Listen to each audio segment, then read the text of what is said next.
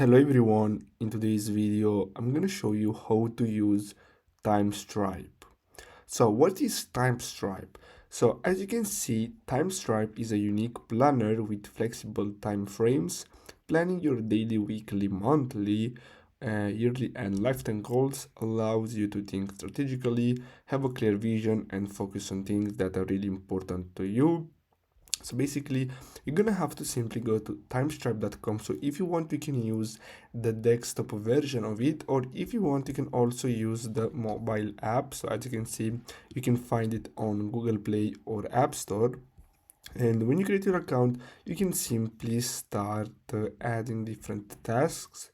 So as you can see, you have horizon. So this maybe is your life goals, your year goals, month goals, weekly and daily, as you can see right here. So you're gonna have to simply click on any of these and then simply add your goals. And you can also click on it to add nodes and add more details about these tasks. So basically, this is how you can use Timestripe. I hope you found this video helpful. Don't forget to like and subscribe. Thanks for watching.